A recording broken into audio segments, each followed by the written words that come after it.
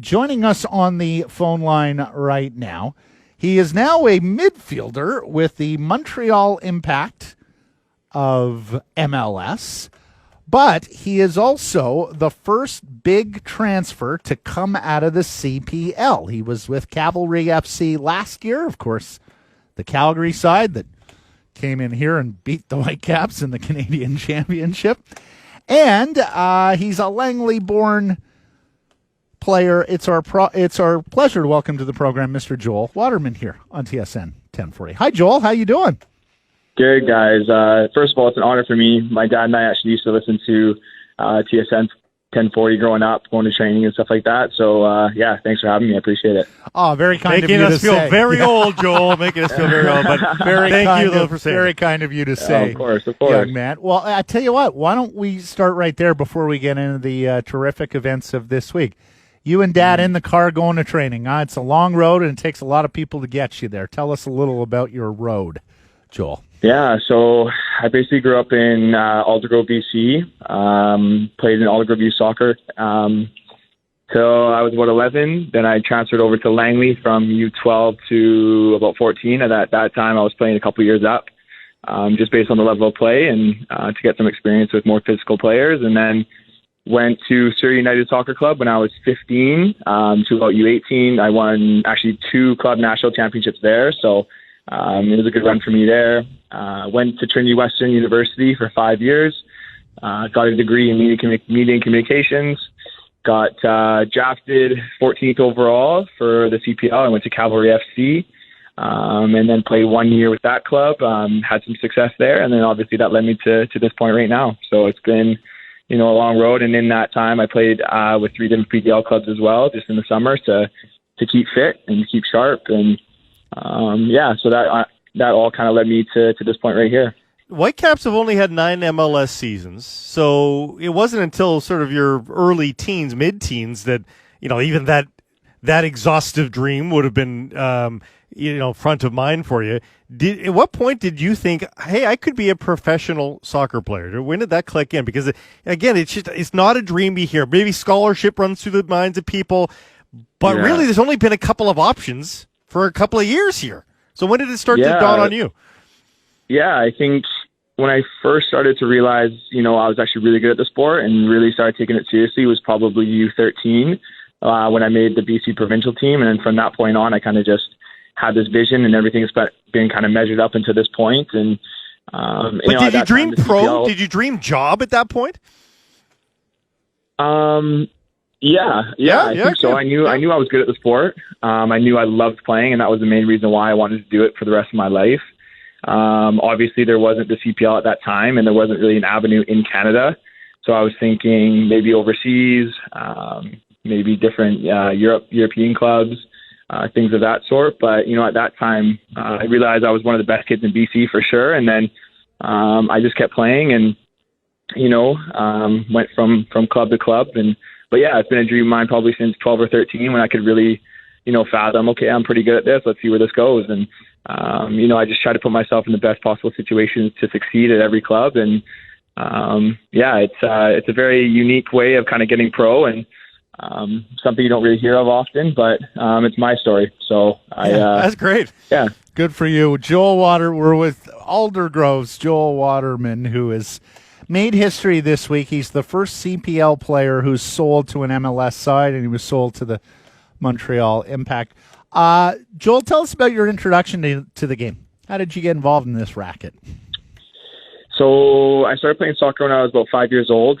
I used to go to the park and watch my mom play and my dad, both very avid soccer players, back in the day, but they're both really good and come from a very sports-oriented family. So soccer was always part of our family, and my brother and sister both played. And funny enough, my mom was actually my first ever Aldergrove youth soccer coach. So she kind of started me on that path and takes a little credit for where I'm at now. But I just started playing the game when I was about 5, absolutely loved it, and I just never stopped playing. So that's kind of how I got here. Tell us about the events of this week, because if I'm not mistaken, Cavalry said, hey, Waterman is going to be back, and then the next thing we knew, you were being sold to the Impact. Take us through this week. Yeah, so I'll take you back to about mid-season with Cavalry last year when we played Montreal in the Canadian Championship. I was actually injured. I broke my toe during that time, so I actually didn't get to play against them. But I guess Remy Gard and Tommy Wheeldon Jr., my old manager, they had a conversation after the game, and Tommy kind of name-dropped and said, hey, there's a kid, Joel Waterman, keep an eye out for him. He'll be kind of one for the future. And that was the extent of their conversation. And then I guess when the season ended, Montreal reached out to Tommy and said, hey, we're actually, very interested after watching me for the last half of the season. And talks are going on then. It's actually funny enough. I woke up one day and to a bunch of texts and emails and messages from fans saying, hey, are you leaving Calgary? What's going on? Montreal's interested. And I looked on Twitter and there was rumors going around that they were interested. And I just thought it was, noise on social media and whatnot. But, so, and then after about a couple of weeks, the rumors kind of stopped. So I was like, okay, that's probably, just a rumor. And then I texted Tommy a couple of weeks later. I was like, hey, was there any validity to any of that stuff on social media? And he's like, funny you ask. They actually just sent over some transfer papers, and that was on Monday last week. And then by Tuesday, it was a full done deal, and agreements were made, and I was here by Friday for medical. So it kind of just fell at my feet, but very, very blessed. Well, it's a very cool story. I mean, granted, it's not for Alphonso Davies' $20 million, but it must be kind of cool to know that you're kind of giving back to the team that gave you the shot in the CPL while it's also helping yourself at the same time. I mean, you're giving both ways. Yeah, of course. I mean, I loved my time at Cavalry. I loved, the year we had. I still have very good relationships with coaching staff and players, and I've been very evident on thanking them for this opportunity because they played a very big part in where I am. So, it's a very cool opportunity and something I pinch myself a little bit still. And we're just going to keep going and keep working. And now it's time to kind of focus on Montreal and focus on the MLS Cup. What have they told you? Center back, holding midfielder? What do you think your role will be?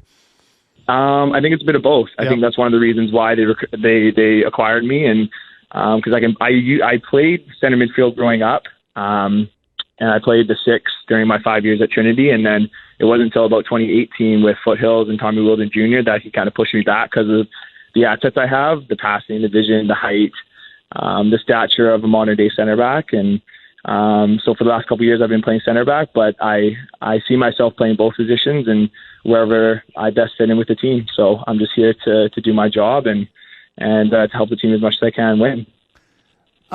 Joel, is there even a tinge of regret that it's not with the Whitecaps? Do you know whether the Whitecaps were ever interested in your services to keep a local boy home here? Yeah, you guys are actually the first one to ask me that question. I love Vancouver. I love my city.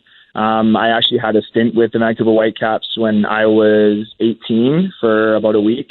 And to be honest, I wasn't ready to be a pro footballer at that time. I didn't catch up to my body quick enough. I probably wasn't as good as I am now. And so, no, I mean, there's no regret. I mean, I would love to play in my home city. But at the end of the day, when you have an opportunity like this to be with the personnel that are here and another opportunity to stay in Canada, you're going to take it. And it's exciting that I'll be able to come back to BC and play in front of family and friends and things of that sort. But no, I mean, at the end of the day, I'm just grateful for the opportunity. I was going to ask you, Saturday, June 6th, Impact at BC Place. You sound like you already know the date, Joel. I do already know the date. What would it mean to you to walk out there in front of 20,000 at BC Place? Yeah, I mean, I think it would be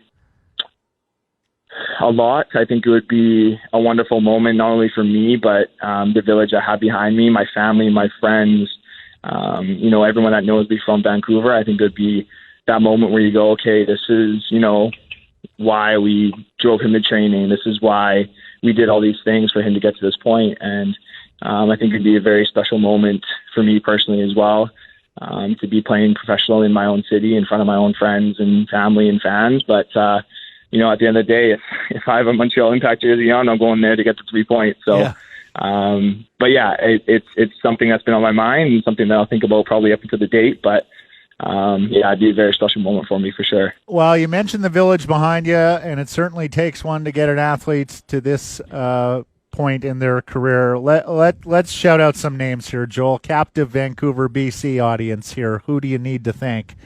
Who helps you get to this point? Yeah, that's a lot of people. The ones that come to mind are definitely my family, my mom, dad, Vicky and Trent, and my sister and brothers, Keely and Nick.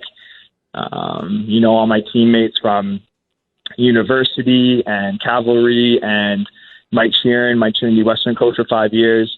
Taught me a lot of the things I needed to work on off the pitch to become a man and become a professional. And along with Tommy Wilden Jr. too at Cavalry, who taught me a lot about the game and a lot about how to handle all the chaos and to be composed in those chaotic moments. And right now those are the names that pop into mind. But all the friends and extended family that I do have that were always there supporting me, putting stuff on social media and coming to, farewell parties and things of that sort. So, definitely a lot of people to thank, and very, very grateful for the village I do have. It's a wonderful story, Joel. Thank you for the time here. Thank you for your enthusiasm as well.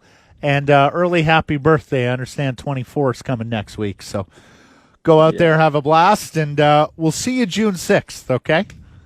Awesome, guys. Thank you very much.